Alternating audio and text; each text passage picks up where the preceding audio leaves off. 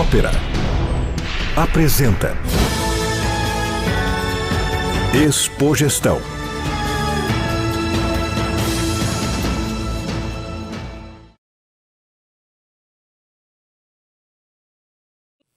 É muito comum que perguntem a diferença entre ética e moral. Vale a pena uma definição. Moral é um conjunto de princípios que livremente decidimos respeitar. Moral é sempre uma decisão sobre a vida de quem pensa. Moral, portanto, é um verbo que conjugamos na primeira pessoa do singular. Moral é uma relação consigo mesmo que busca a deliberação mais adequada a respeito da própria vida. Moral, portanto, é um conjunto de comportamentos que você tem independentemente do olhar do outro. Quando agimos por moral, não agimos coagidos pelo medo, pela repressão, pela castração, pelo receio de uma punição superveniente. Quando agimos por moral, agimos em função do nosso próprio entendimento de dignidade. Através da moral, nós definimos nossa vida através de condutas refletidas e oferecemos ao mundo aquilo que o mundo precisa saber para identificar quem somos. Nossa maneira de agir, nossa maneira de se posicionar no mundo. E é assim que Platão diria: moral é aquilo que você não faria mesmo que fosse invisível. E eu peço aos senhores que reflitam comigo. Afinal de contas, haverá um montão de coisas que não fazemos e se fôssemos invisíveis não faríamos também. Se você devolve uma carteira que não é sua, você devolve por moral quando independe de ter alguém olhando, independe de alguma punição flagrante ou eventual repreensão da sociedade. Você devolve por moral, porque você é o critério maior e soberano da sua própria conduta. Assim, você pode pensar em infinitas situações em que, na sua intimidade, você delibera, independentemente daquilo que vai acontecer depois. A moral tem especial interesse quando você mesmo decide agir, sabendo que aquela conduta desencadeará para você efeitos pouco prazerosos, pouco agradáveis, menos enriquecedores e menos gratificantes. A moral assume o seu aspecto mais nobre toda vez que você, por uma questão de princípio, perde a oportunidade de auferir uma vantagem, um ganho e um benefício. Assim você terá colocado o seu princípio moral por cima de qualquer meta, qualquer ganho, qualquer resultado definido como importante para a sua carreira e, consequentemente, para o seu reconhecimento. Assim é a moral. Eu passeava por Genebra às 2h em volta do lago, encontrei uma banca de jornal aberta e me surpreendi. Procurei pelo jornaleiro, esperei um pouco e percebi que não havia jornaleiro. Não havia jornaleiro, não havia controle, não havia câmera que fiscalizasse e, portanto, pagar ou não pagar pelo que estava ali à venda era uma questão moral. Dependia da minha decisão, da minha deliberação. Em muitas cidades do mundo, o transporte público é assim. Você paga em função do seu discernimento. Numa cidade do interior do Rio Grande do Sul, até muito pouco tempo atrás, cidade de Não Me Toque, fundada por holandeses, cidade próspera e pequena, havia uma placa na porta da cidade. Em Não Me Toque, a velocidade dos veículos é definida pela inteligência dos motoristas. A isso chamamos a moralização do trânsito. O contrário disso é a desmoralização do trânsito, isto é, são as lombadas, são os radares, os pardais e todos os mecanismos civilizatórios de repressão que, na falta de moral, garantem um comportamento ajuizado pelo medo da multa, pelo medo da repressão, da cassação da carteira de habilitação e assim por diante. Assim, meus amigos, eu espero que tenham percebido que muito da nossa vida é definida na moral. Isto é, no entendimento que temos nós mesmos da nossa própria dignidade como pessoa. Mas muito da nossa vida é mesmo definida pelo medo. Algum dia me perguntaram, professor, o que é que o senhor não faz e se fosse invisível faria? Eu então pensei, constrangido pela presença das câmeras da grande mídia, e sem medo respondi, glúteos femininos.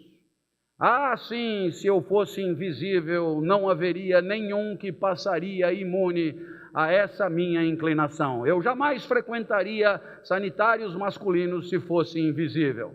Mas como podem imaginar, nos 30 anos de docência, nunca nenhuma aluna se queixou desse tipo de agressão. Por quê? Por medo, posso lhes garantir. Medo das consequências. Nada tem a ver com moral. Na moral, eu não seguraria de jeito nenhum. Por outro lado, se você deixar cair a sua carteira, seja a carteira do tamanho que for, e da grossura e da espessura que for, eu farei de tudo para devolvê-la. Aí é na moral, aí é questão de dignidade e princípio. Espero que tenha entendido o que é moral, espero que os exemplos tenham sido esclarecedores e gostaria de lhes advertir. Uma sociedade desenvolvida é uma sociedade em que a formação moral se dá ininterruptamente, isto é, que todas as nossas crianças tenham a oportunidade de aprender a refletir sobre o próprio comportamento, usar a liberdade que é a sua para decidir os princípios que quer respeitar, e com isso definir um jeito de ser honroso, digno e adequado à convivência na civilização. Lamentável é que algumas escolas, ou talvez quase todas, percam a oportunidade de fornecer aos seus alunos uma sólida formação moral. Na minha casa, minha filha mais jovem, 13 anos, estuda numa escola e eu fui convidado para ir até a escola e lá na escola me mostraram uma espécie de artefato absolutamente macabro e isso foi apresentado como um diferencial positivo da escola. A escola instalou câmeras de fiscalização em cada sala de aula, de maneira que os pais possam vigiar os seus filhos ininterruptamente, o tempo inteiro, durante toda a atividade escolar. E as crianças são advertidas, você tem que se comportar bem, porque você está sendo vigiado. Mais ou menos o que você encontra nos elevadores, com uma carinha amarela sorridente, dizendo, sorria.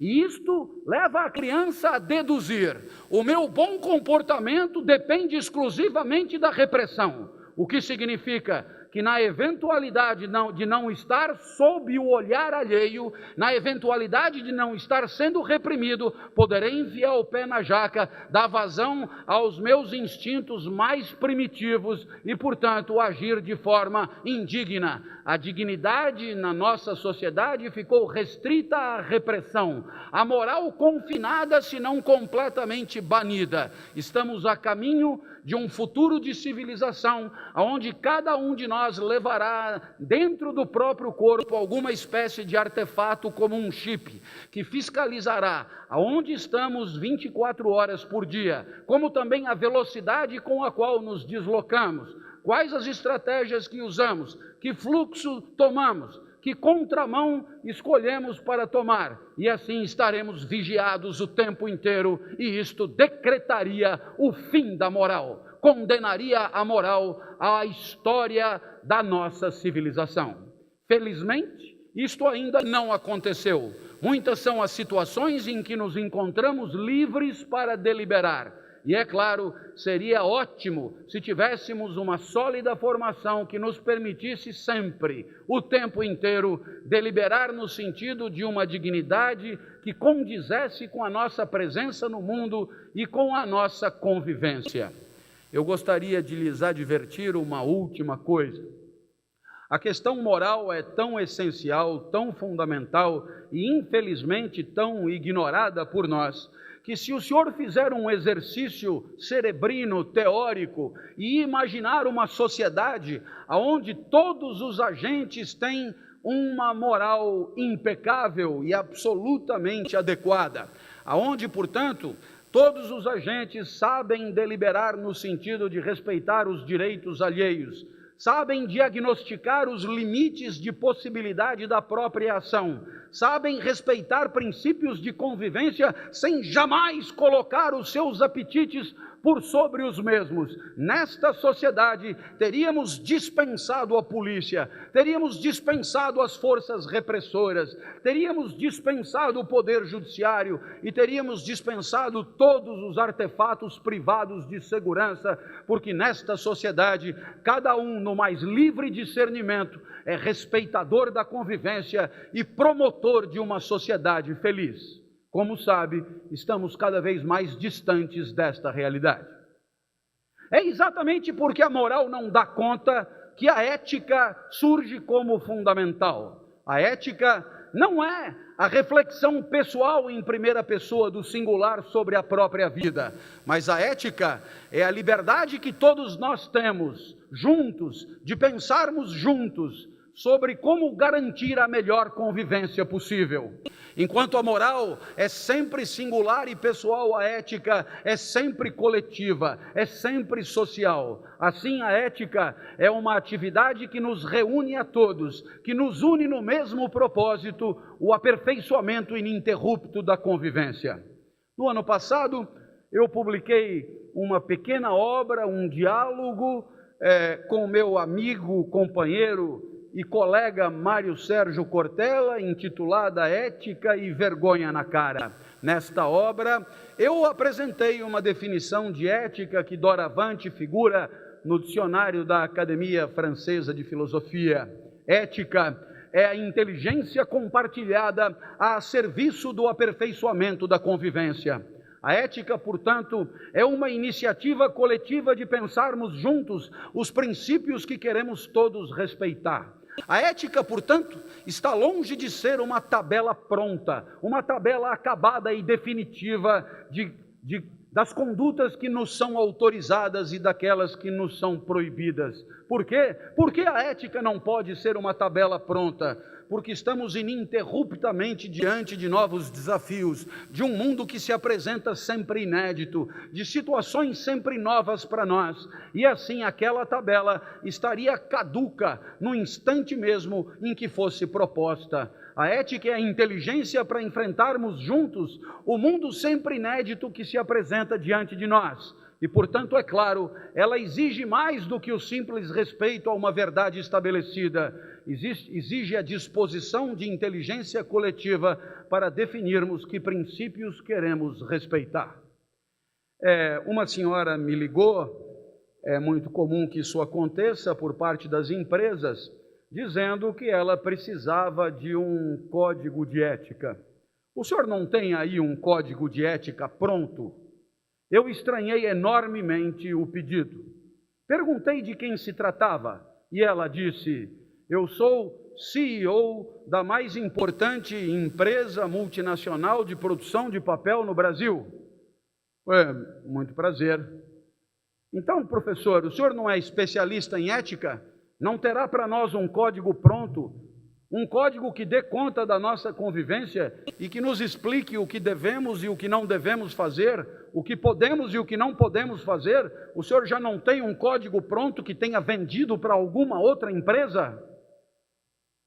Eu continuei perplexo com a proposta, porque ela é reveladora de um desconhecimento abissal do que significa ética.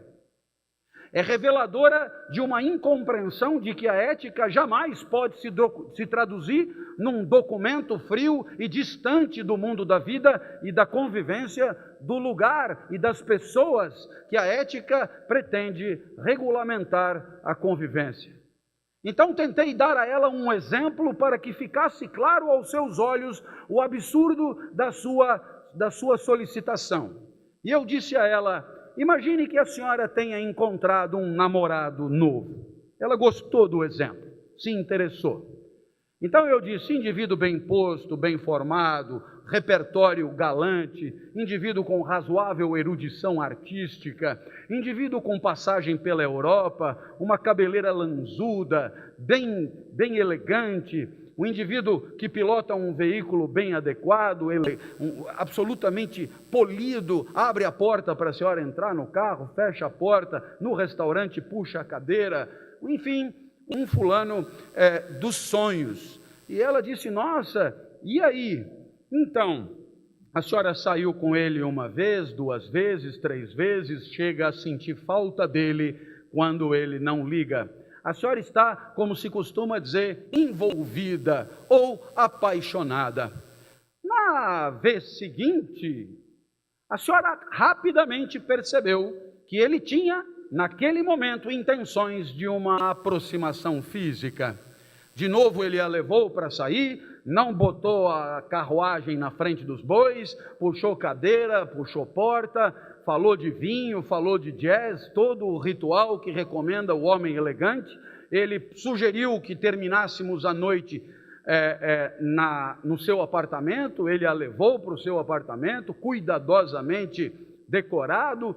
A senhora se sentou, ele serviu mais um drink, a senhora aceitou, já estava para lá do ponto, quando então ele chegou. E para sua surpresa, na aproximação física demonstrou uma pegada um pouco violenta. Já na primeira abordagem, um cotovelo na boca do estômago que não lhe agradou. Pergunto à senhora: para a senhora tudo bem? Uma bofetadinha para dar uma apimentada na relação? Ela olhou para mim perplexa e disse: o senhor é doido? Por que a senhora não gosta assim de um tapinha para animar? De jeito nenhum. Então faz o seguinte: na próxima vez que ele chegar, breca e diga: vamos ligar para o professor Clóvis que ele mandará uma espécie de código normatizador da nossa transa. Tudo começa com manipulações mamilares, carícias glúteas, posições proibidas e autorizadas, orifícios que nem pensar, e isso tudo dará 2 páginas. A senhora lê e transa. Ela virou e disse: o senhor é completamente enlouquecido. Eu falei: por que, senhora? E ela disse: porque se somos nós que vamos transar, somos nós que temos que decidir como vai ser a transa. Eu falei: ah, vá. É mesmo? Que diferença existe então da convivência na sua empresa? Como é que a senhora pede para mim um texto pronto sobre a regulamentação de uma convivência numa empresa onde eu nem pus os pés? O que o senhor está insinuando comigo, para mim? O senhor está insinuando que sou eu que tenho que escrever o código? A senhora não. Todo mundo que transa aí. Essa senhora tornou-se uma amiga. Passou a frequentar regularmente meus cursos na universidade, hoje se encontra em estágio de pós-graduação, tornou-se uma estudiosa compulsiva da filosofia moral e hoje é capaz de discernir o absurdo de sua solicitação inicial. Hoje essa senhora, claro, me pediu para ajudá-la, para que todos ali no seio daquela empresa possam com regularidade reunir-se, levantar a mão, dizer o que pensam sobre a concretitude de suas vidas, sobre a imediatidade de suas relações, para identificar o que querem como convivência naquele lugar específico. para regulamentar a vida daquelas pessoas específicas. E assim foi feito um longo trabalho, um trabalho que não termina nunca, porque afinal de contas serão sempre novas as perspectivas. Uma empresa arejada é uma empresa que dá a todos a oportunidade de levantar a mão, sem medo, sem receio da verdade do que dirão, para que possam juntos, buscarem juntos a melhor convivência possível. Sabe, a inteligência de todos superará a inteligência de 2 ou 3. Por mais que esses 2 ou 3 sejam bem formados, experientes e competentes na sua tarefa de liderar, a inteligência de todos superará, porque cada um é muito especialista no pequeno território em que transita todos os dias. A humildade do líder é de ouvir com sinceridade, considerar com sinceridade aquilo que estimulou que fosse dito, para que ininterruptamente, através de ajustes sucessivos, possamos identificar aqueles critérios de convivência que serão sempre os nossos e que deverão ser respeitados de qualquer jeito. Tanto moral quanto ética, meus amigos, presumem uma liberdade de princípio. Uma liberdade que não existe no mundo da natureza. A liberdade para discernir os princípios morais que quero respeitar. A liberdade para discernirmos juntos os princípios éticos que garantirão a nossa melhor convivência. A verdade é que moral e ética se escoram na liberdade. Liberdade que na natureza não há. As formigas convivem, mas convivem inexoravelmente daquele jeito. Não são livres para deliberar, não são livres para decidir. A convivência no formigueiro é necessariamente regida pelo seu instinto, não há nada a fazer. Mas no nosso caso, no nosso formigueiro, tudo pode ser diferente do que é, tudo pode ser melhor do que é. Então, é claro, cabe a nós, sempre dispostos a usar a nossa inteligência para juntos não largarmos de mão casos aparentemente perdidos e buscarmos sempre aquilo que será para as gerações futuras uma sociedade mais justa, mais digna e mais adequada para todos, rigorosamente para todos.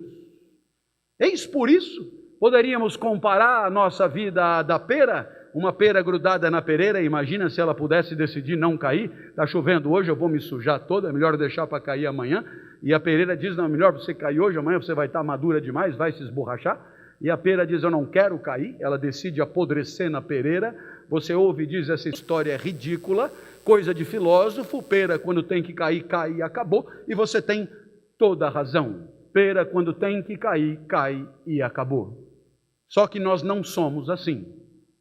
O meu filho mais velho, 27 anos, nasceu na França, quando eu lá estudava. Meu filho estudou com os franceses em São Paulo, fez propaganda e marketing, e hoje trabalha com marketing esportivo numa empresa que patrocina a equipe paraolímpica brasileira. Meu filho mora comigo na minha casa e ganha muito mais do que eu. O que não é muito. É impossível ganhar menos do que eu. Então, às vezes eu olho para o meu filho e eu me pergunto, será que ele não vai sair daqui algum dia? Não. Eu tenho tantos planos para o quarto dele, mas toda vez que ele vem falar comigo sobre a vida, ele me diz o contrário do que eu acho que finalmente vai anunciar. Puxa, pai, como eu sou feliz de morar aqui com você. O meu filho é uma pera que apodrecerá na pereira. Dali não sai. Decide, delibera, escolhe, coisa que peras não fazem. O exemplo que Rousseau dá não é o da pera, mas é o do gato. Gato, nasce irritantemente gato, de uma previsibilidade absoluta. O gato é escravo do seu instinto. O gato tem a sua vida toda regida pela sua natureza, e em nenhum segundo da sua trajetória o gato precisa discernir ou deliberar para agir. Agirá sempre em função daquilo que a natureza já lhe entregou ao nascer. Por isso o gato não inova, não empreende, gato é gato, e se um gato tiver com fome, ele não come o alpiste, jamais, não está programado para isso. Morre, mas não inventa a moda. Como pombos não comem filé, morrem, mas não inventam a moda. Para um gato, pensar em matar a fome comendo alpiste equivaleria a você pensar em matar a fome comendo um criado mudo, por exemplo. E eu me refiro ao móvel, é claro. Você não pensa em comer um criado mudo e o gato morre de fome, e você rapidamente aprende que não é nem gato nem pombo. Por quê? Porque ao nascer sua natureza não dá conta da vida. Seus instintos não oferecem a você todas as respostas para a sua existência sempre complexa. Por isso cabe a você inventar, criar, improvisar, pensar em soluções nunca pensadas para situações nunca vividas antes. Na natureza podem procurar, isso não existe. Só nós temos que pensar para viver, só nós deliberamos e decidimos, só nós somos livres. A ética e a moral são o subproduto desta nossa liberdade. Mas para escolher é preciso ter princípios e critérios. O valor da escolha, o valor das alternativas. A escolha pressupõe a identificação da alternativa de maior valor. Qualquer escolha é assim, a identificação da alternativa de maior valor. Assim, na simples escolha entre uma esfirra de carne e uma esfirra de calabresa, haverá discernimento sobre o valor de ambas para você ali. Quando o professor dá nota 8 ao aluno, ele atribui valor porque compara a prova do aluno com o gabarito, com a prova nota 10. E o que é que você aprende? Sem uma referência, não há como atribuir valor às coisas do mundo. O gabarito é a referência do professor. Caberia aqui a pergunta: se é graças ao gabarito que o professor pode dar nota ao aluno e identificar qual prova é melhor do que a outra, cabe a pergunta: como fazer para viver? Como fazer para a cada instante decidir e deliberar sobre a própria trajetória? Aonde estará o gabarito da vida? Aonde estará a vida nota 10? Em relação à qual compararíamos as alternativas que passam pela nossa cabeça? E aqui a complexidade começa. Diferentemente da prova do professor, a vida não tem um gabarito só. Você vai ao exército, você encontra valores, são critérios de comportamento, são critérios éticos de convivência, e o primeiro valor é a disciplina. Portanto, se você acordar às 5 da manhã e quiser dormir um pouco mais, ali está a resposta. Mas se você for a um asilo, talvez os valores sejam outros, talvez o repouso seja a alternativa de maior valor, e o repouso manda continuar dormindo. No exército você levanta, no asilo você não levanta. Porque a disciplina manda levantar, porque o repouso manda continuar dormindo. E aí você percebe a cada segundo que os valores não são uma verdade sinfônica, ordenada, harmônica e indiscutível. Não há uma tabela indiscutível de valores. Seria muito fácil, todos nós a respeitaríamos sem mais. A verdade é que toda a dificuldade da ética está no fato de que todo e qualquer valor pode ser problematizado. E assim poderá ser discutido em função do seu contrário, que também é valor. Na moda hoje, você encontrará a transparência. A transparência é conceito da ótica, atributo do vidro ideal, que foi importado para a ética na década de 80 do século passado. Transparência. Viva de tal maneira a permitir que todos saibam de tudo sobre todos o tempo inteiro e em qualquer lugar. Eis aí o valor da transparência. Bom valor de convivência. Assegura uma convivência melhor. Afinal de contas, graças à transparência, diminuímos os privilégios, as mentiras, o cinismo, a hipocrisia, a maracutaia e tudo aquilo que exige o baixo do pano, o de trás das cortinas para se realizar. A transparência é um grande valor ético, melhora a convivência. Porém, todos os senhores que trabalham em empresas sabem que em algum momento acabarão desenvolvendo projetos que serão desenvolvidos no seio da empresa, projetos nos quais depositam esperanças nessa competição feroz que vivem, contra concorrentes tão preparados quanto vocês. E aí é claro que esses projetos são revestidos de toda a confidencialidade, de todo o sigilo. Mais ou menos o que acontece quando você vai jogar cartas. A única coisa a não fazer é mostrar as cartas. Por quê? Porque a vitória sobre o adversário no jogo pressupõe a ignorância por parte do adversário do montante dos teus recursos e das tuas estratégias. Como o mercado é um jogo como qualquer outro, evidentemente que aquele projeto tem que permanecer confidencial, tem que permanecer em sigilo. Aquele que porventura, em nome de alguma transparência estúpida, resolver levar para o concorrente o projeto em estado de gestação, será demitido por justa causa, deixando claro que aqui o sigilo e a confidencialidade são valores de extraordinária importância e são rigorosamente o contrário da transparência. Se quiserem que eu continue, a confiança é extraordinário valor. A definição é de Tomás de Aquino. Estamos há muitos anos de aqui.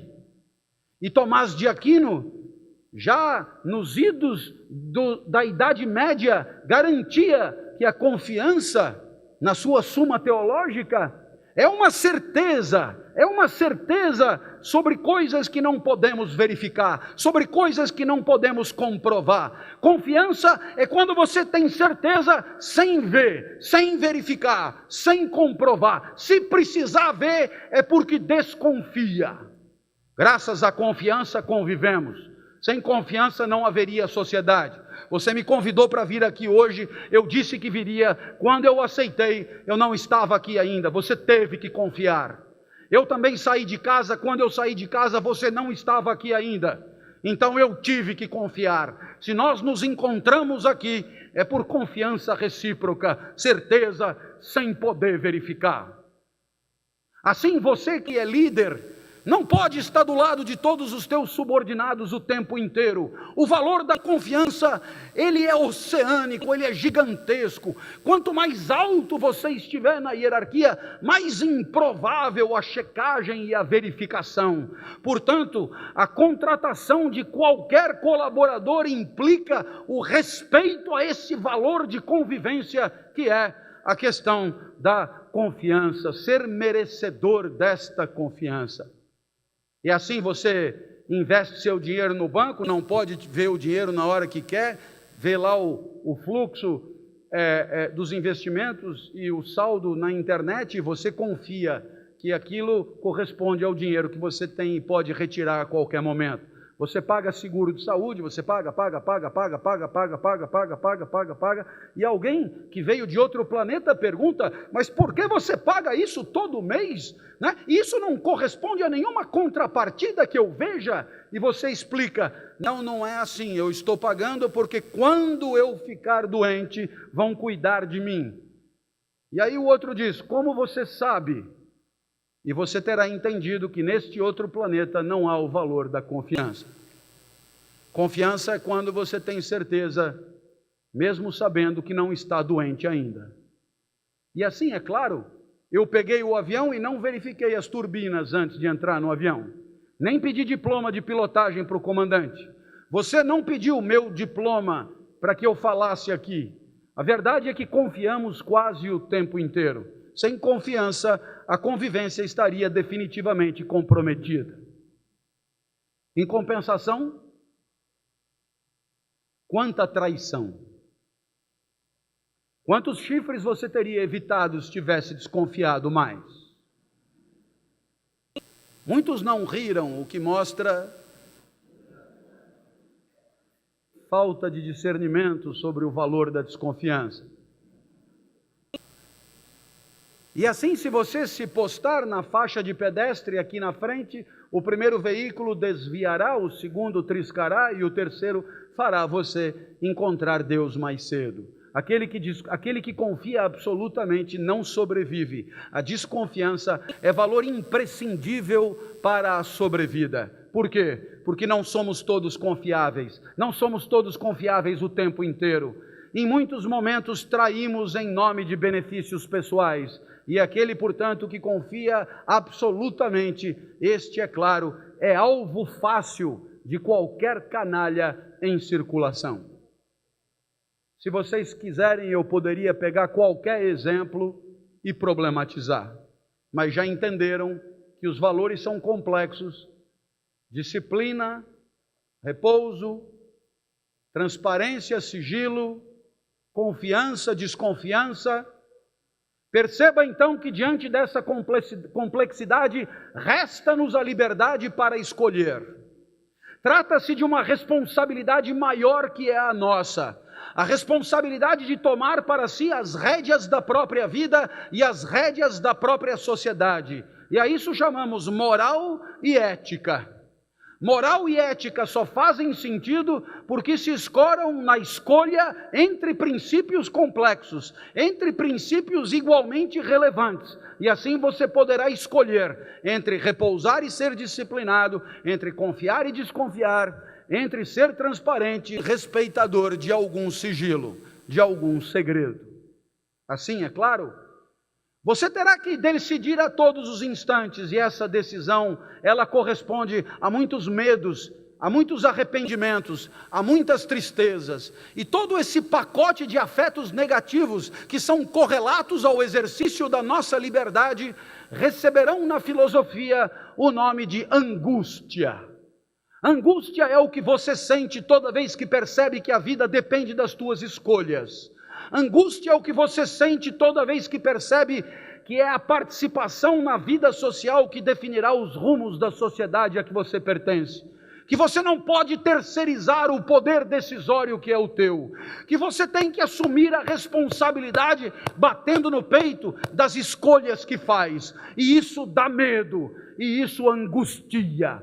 Por isso, tentamos fugir da angústia, abrindo mão da liberdade que é a nossa, deixando-nos escravizar, curvando-nos diante de receitas prontas da vida, tão estúpidas quanto a autoajuda, os politicamente corretos, as qualidades de vida e todas as outras propostas prontas que tanto nos convêm, porque nos escravizam. E é tudo o que queremos, sermos escravos para não termos a responsabilidade angustiante de livremente escolher os nossos caminhos. A angústia te acompanhará sempre.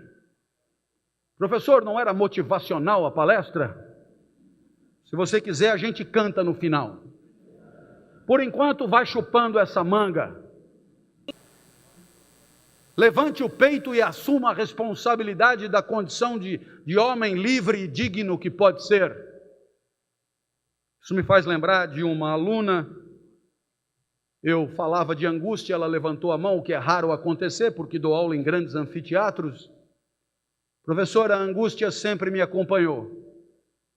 Até mesmo esse curso aqui, que eu escolhi fazer como optativo, eu acho que não deveria estar fazendo. Está me entristecendo. Eu achei estranho uma moça de capital estético incrível, exuberante, entrou na universidade pública, tinha tudo para ter uma concepção mais ingênua da vida. Mas eu pedi um exemplo, ela falou: quantos o senhor quiser. Eu tenho um namorado que estuda engenharia aqui na frente, escola politécnica. Ele faz mecatrônica. O senhor pode imaginar o tipinho. Mas eu gosto dele. Em junho, em Corpus Christi, nós sempre fazemos o JUCA, Jogos Universitários de Comunicação. Esse ano foi em Guaxupé. E eu falei para o meu namorado: larga disso, vem comigo, vamos divertir, vamos descansar, me acompanha. Ele não pôde ir. Estava terminando um robô. Faltavam só 2 antenas assim para o robô ficar pronto. E tem robô que sem antena não funciona direito. Então ele falou para mim: vá você, divirta-se. Eu cheguei de ônibus em Guaxupé e em 5 minutos percebi que o esporte era um pretexto muito sem vergonha daquele encontro. Não diga o que as pessoas estavam fazendo então lá. Ela: sacanagem, professor. Eu então perguntei: mas o que é exatamente sacanagem? Ela disse: sexo. Eu olhei para aquela moça, imaginei uma centena delas em Guaxupé, e lamentei muito nunca ter sido convidado para esse tal de Juca. Deve ser um espetáculo. Que fiquem na Pólios Politécnicos e que nos convidem aos demais para o Juca. Professor, assim que eu desci do ônibus, um rapaz de sunga, só de sunga, musculatura saliente, muito diferente do meu mirrado mecatrônico, se aproximou, não perguntou nem meu nome, já me propôs uma cópula furtiva, uma bimbada mágica. Ele garantia desaparecer imediatamente após o coito. Lavou tá novo, ele assegurou. E foi aí que eu lembrei do senhor. Eu olhei para mim mesmo e disse, eu não entendi. Ela disse, não é o senhor que diz que somos livres para escolher nossos princípios de convivência? Não é o senhor que diz que não somos formigas? Não é o senhor que diz que a liberdade nos acompanha? Não é o senhor que diz que o exercício da liberdade é angustiante? De quem que eu ia lembrar? Afinal de contas, dar ou não dar? Eu estava dando esse exemplo para uma empresa americana e puseram a tradutora do meu lado, o que é de uma estupidez incrível, mas eles chamam de inovação. E então ela ficava com aquele negócio Woody Allen falando. Aquilo estava me atrapalhando muito. Aí eu peguei e falei, dar ou não dar? E parei. Fiz todo mundo olhar para ela. Aí ela disse, to give or not to give? Eu falei, a única coisa que eu chequei está errado. É to fuck or not to fuck que eu estou dizendo. Os americanos aplaudiram na primeira fileira. Foi a única coisa que eles entenderam. É angustiante mesmo. Isso me faz lembrar de um executivo que me diz, professor, quando a gente contrata um consultor, é para botar no PowerPoint as respostas certas que queremos saber sobre a vida. Eu falei, não diga. Quando você encontrar esse consultor, me chama. Tenho tanta coisa para perguntar para ele. Mas o senhor não poderia botar no PowerPoint os valores em ordem decrescente de importância? Eu perguntei, quantos você quer? Ele falou, os top 10 para mim tá bom. Eu não sei se você percebeu, mas o que ele quer é uma resposta para a vida.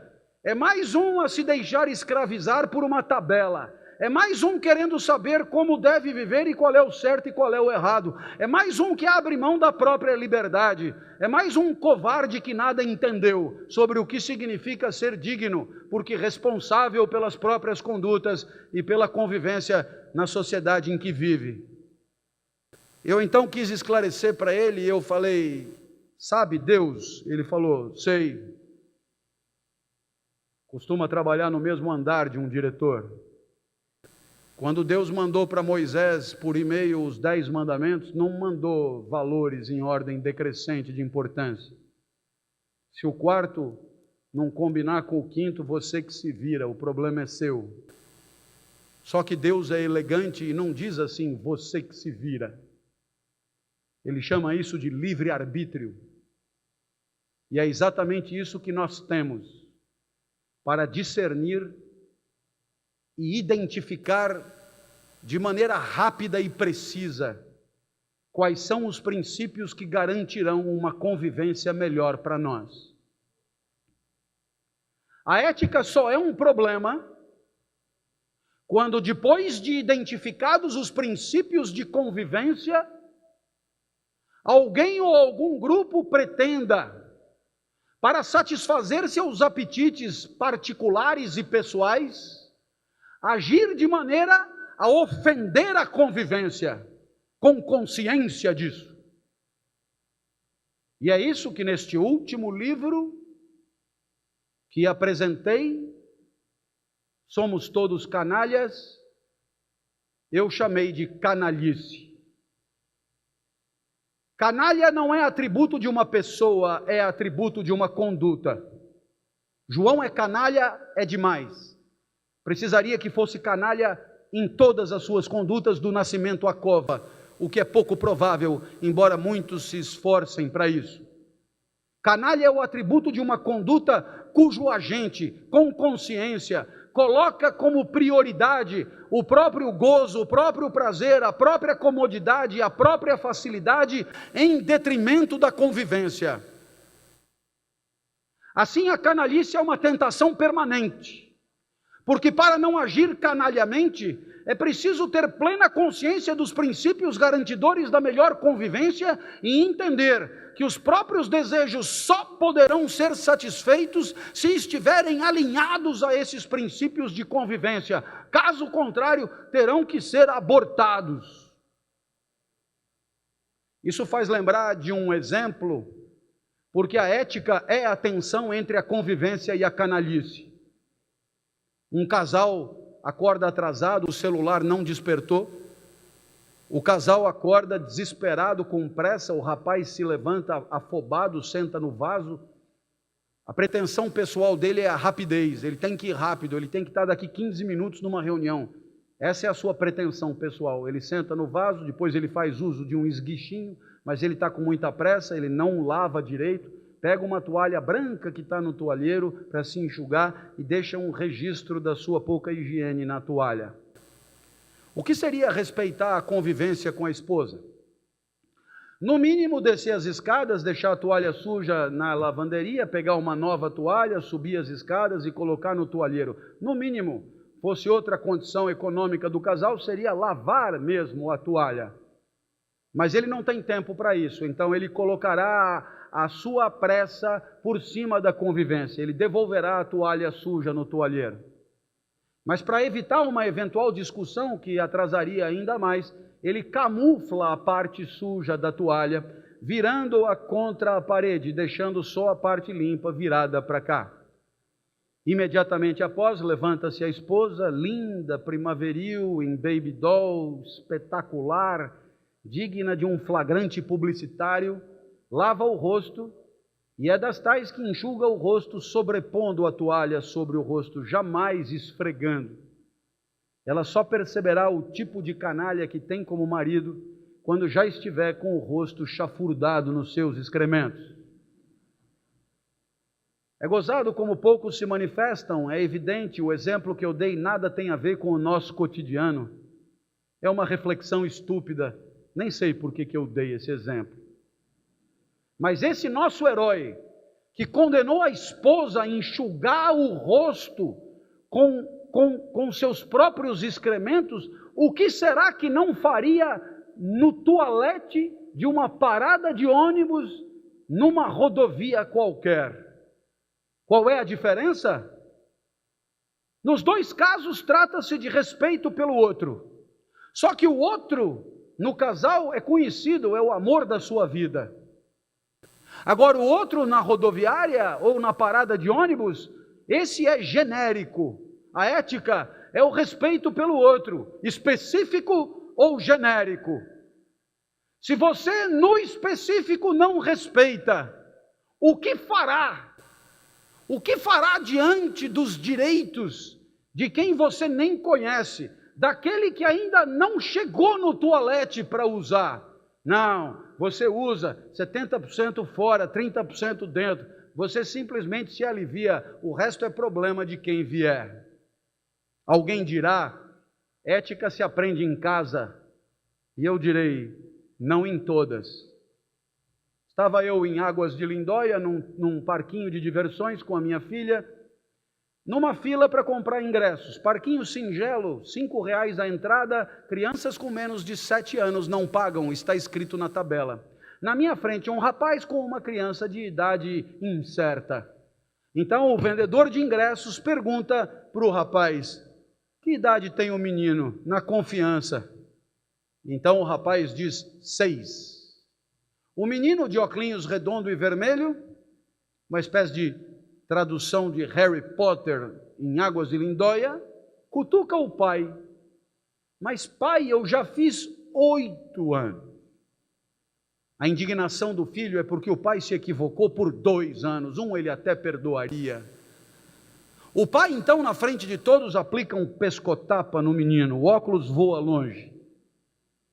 Ali você tem dor e humilhação pública, instrumentos da educação familiar, porque é de pequeno que se forma um canalha, a aprender a jamais dizer a verdade quando se puder mentir, a aprender a jamais perder a oportunidade de auferir uma vantagem pessoal em favor da convivência, a aprender a garantir o próprio patrimônio acima de tudo, a aprender a jamais deixar de economizar, empurrando para os outros o custeamento do parquinho de diversões. Assim recomendo o manual do canalha, que será aprendido no seio da família, para que não haja erro, dia a dia, com punição severa e humilhação pública, para que seja o mais eficaz possível. Assim, poderemos formar o cidadão de amanhã, o brasileiro de amanhã, aquele que deliberará não só por si, mas também por toda a comunidade, aquele que ocupará postos de comando, setor público e setor privado,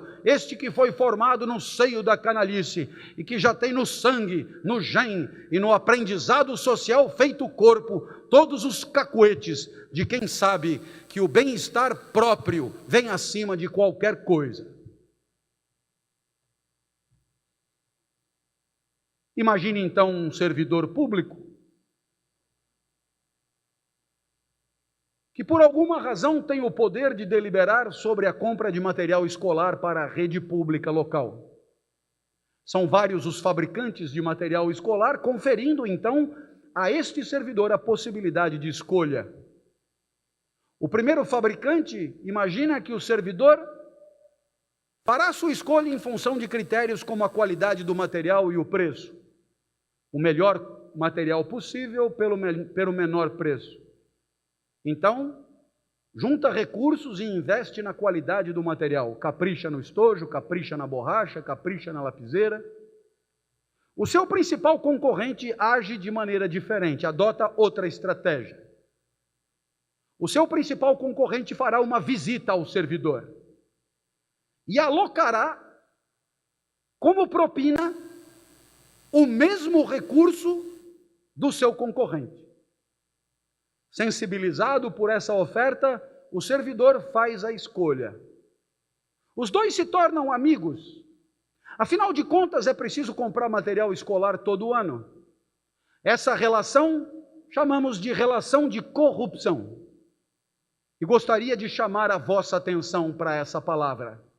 Pense comigo. Vamos compará-la com outras palavras. Colaboração. Labor com mais de um. Labor efetuado por mais de um. Coabitação, habitação com mais de um. Cooperação, operação com mais de um. Assim, corrupção não foge. O raciocínio é o mesmo, é a destruição do tecido social operada por mais de um. Por isso, corrupção é atributo de uma relação. Não se trata, portanto, de uma condenação moral singular, mas de uma relação que garante o sucesso da empreitada. Algumas teorias de administração costumam chamar de uma boa relação uma relação win-win, ganha-ganha. Aí há win-win. O servidor público mudou de patamar, mudou de bairro, mudou de carro, mudou escola dos filhos, classe executiva para a Europa todo ano. Já o empresário mudou ainda mais, o seu concorrente faliu e ele agora ocupa as primeiras páginas das empresas especializadas. É um empresário de sucesso, é um vitorioso, massacra seus concorrentes. Quanto ao resto da sociedade, bem, isso sabemos como funciona. A teoria se chama aqui win-win sifu. Quanto ao sifu, você saberá quem é que entra com essa terceira parte. São todos aqueles que, como nós e como o primeiro empresário, um dia acreditaram na lisura dos processos. São todos aqueles que um dia acreditaram que os critérios de racionalidade imperariam e que, de fato, o servidor público agiria em nome da sociedade que o colocou ali e que o paga. Na verdade, esses ingênuos, esses sucumbem a um mercado que se consolida, a uma tradição que basta para se legitimar, Há uma relação que historicamente se mantém, dissuadindo todos os eventuais concorrentes a participar do mercado, porque ali já se sabe, funciona assim. Ora, meus amigos, haverá quem diga que a corrupção é uma questão cultural. E quando dizem que é uma questão cultural, parecem estar dizendo que é algo que se impregnou de maneira irremediável, como se fosse um dado da realidade.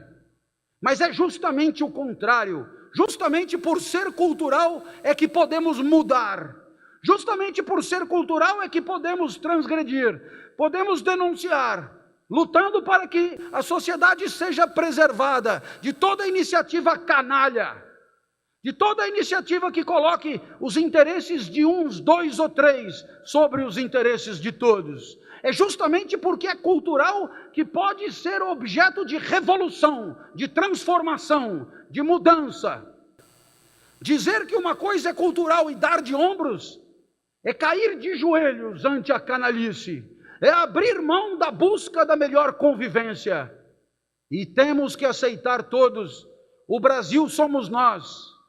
Não somos turistas japoneses que estão aqui por 7 dias observando. Isso aqui é a nossa casa. Muito me causa perplexidade aqueles que olham, analisam, como se fossem elementos externos a uma realidade, sem perceber que somos todos corresponsáveis pelas coisas que flagramos em nossa sociedade. Somos todos concernidos por isso. Razão pela qual, quando trilharmos o caminho de uma nova sociedade, quando de fato virarmos a página, quando de fato avançarmos no sentido de uma sociedade digna, onde mais gente respeite o coletivo, uma sociedade capaz de debater e discernir princípios, diagnosticá-los com rapidez, comunicá-los com clareza a todos os cidadãos e, sobretudo, quando tiver a competência institucional para imobilizar toda a iniciativa canalha antes que produza seus efeitos nefastos, neste momento teremos orgulho deste instante em que viramos a página para juntos, artífices da nossa sociedade e da nossa história, criadores da nossa aventura coletiva, soubermos um dia transformar uma coisa ruim numa coisa boa. É por isso que eu digo aos meus alunos no primeiro dia de aula, só a primeira aula é obrigatória, porque nessa primeira aula todos nós discutiremos como queremos conviver. Vamos identificar princípios de convivência. Diga com inteira liberdade o que você espera do curso e eu farei o mesmo. Depois de definidos esses princípios, volte se quiser. A maioria volta. Quase todo mundo volta. E alguns ainda trazem a mãe. Professor, eu voltei para casa, contei para minha mãe como foi a primeira aula, minha mãe não acreditou, trouxe para ela ver. Dá para ela entrar? Deixa eu ver a mãe primeiro. Dependendo da mãe tem lugar. O que o menino queria mostrar para a mãe? O que o menino queria mostrar para a mãe é a definição do grupo. O que o menino queria mostrar para a mãe é a identidade do grupo. E a identidade do grupo são os valores que ele respeita. E esta é a última ideia da nossa fala. Você é os valores que respeita. Quando alguém te pergunta quem você é, você poderia responder que é um espaço de mitoses e meioses, não está errado, não é mentira. Quando você encontra alguém num bar que você não conhece, e esse alguém precisa saber quem você é, já parou para pensar o que é que você diz para dizer quem você é? Você não fala em sangue que circula, pulmão que respira. Eu digo, sou professor. Porque quando digo que sou professor, revela uma escolha, revela uma deliberação. E aí sim a pessoa se mostra satisfeita. Pergunta do quê? Porque perguntando do que, professor do que, me obriga a revelar uma segunda escolha, e assim uma terceira escolha, e graças às minhas escolhas, eu contarei para ele quem eu sou a maneira como exerci a minha liberdade, eu sou as escolhas que fiz, e mais do que as escolhas, ouça-me, na hora que eu conto que sou professor, eu estou contando na verdade, os critérios da minha escolha, que são os valores que pautam a minha vida. Quem conta que é professor, conta o que é importante para ele. está embutido na frase. Professor gosta de ideias, professor gosta de explicar com clareza, professor gosta de comunicação, professor gosta de didática, de livros, professor abre mão da riqueza e do luxo. Porque dizer que é professor é contar um monte de coisa que é importante para ele, portanto só pode chamar valor, atributos de conduta que você não abre mão porque são inalienáveis. Eles são definidores da pessoa. Você é os valores que respeita. Por isso a particular gravidade daquele colaborador, que para oferir um ganho, uma vantagem, uma comodidade, uma promoção, uma facilidade, blasfema contra os valores da corporação. E aí então gera perplexidade junto a todos os públicos. Afinal de contas, se não houver alinhamento entre os valores assumidos e as práticas, você gerará desconfiança, você gerará dúvida. Afinal, quem é você que afirma ser uma coisa e age de maneira incompatível? Aquele que agride os valores da corporação não destrói só a confiança no próprio trabalho, destrói a confiança em todo o coletivo. E eis aí uma ideia ética absolutamente central. Quem age mal não desgraça só a própria vida, mas desgraça o coletivo ao qual pertence. O estrago é sempre maior do que o agente. Os meus valores como professor, eu não prometo genialidade, não poderia. Eu não prometo brilhantismo, porque eu não poderia.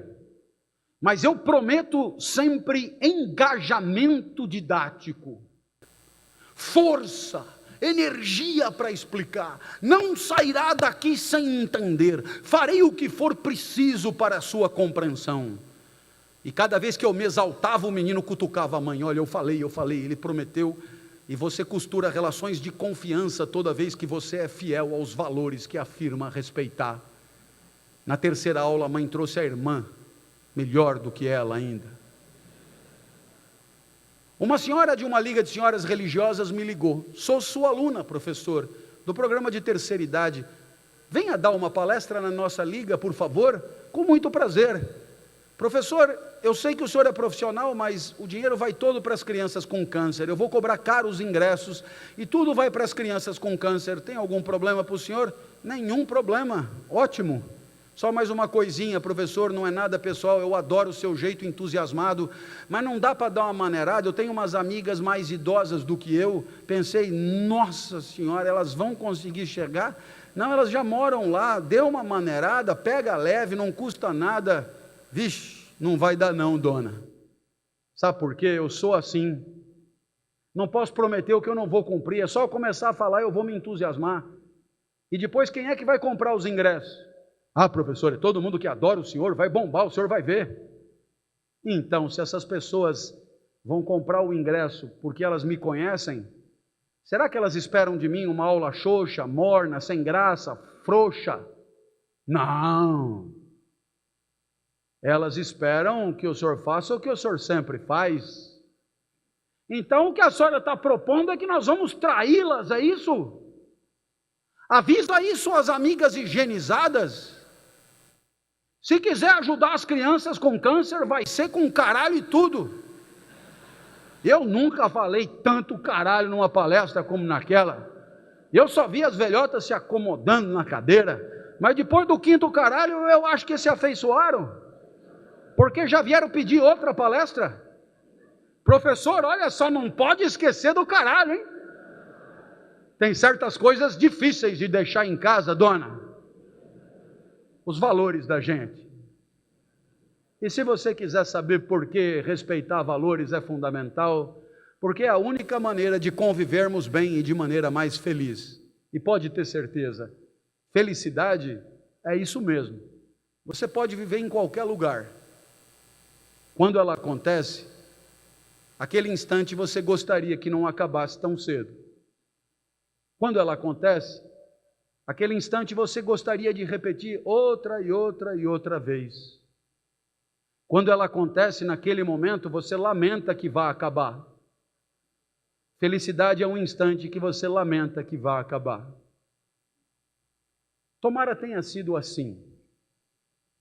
Que pelo menos por um segundo você não tenha se dado conta que teve uma aula de filosofia por 1h30.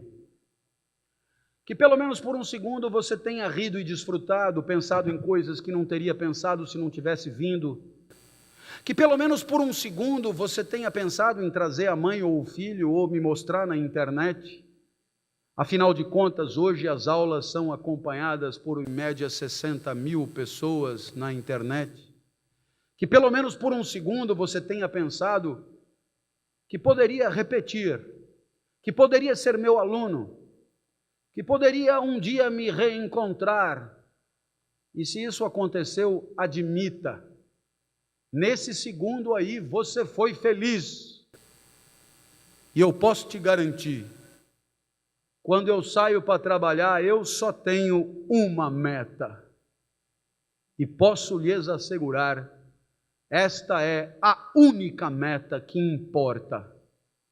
Proporcionar a alguém que eu nem conheço, proporcionar a alguém que eu mal consigo enxergar, um mísero instante de felicidade. Tomara mesmo eu tenha conseguido. Muito obrigado e até a próxima, se Deus quiser.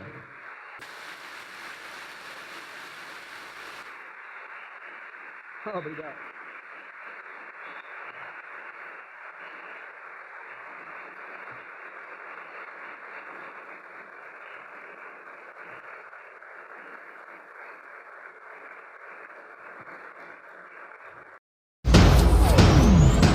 Ópera apresenta Expogestão.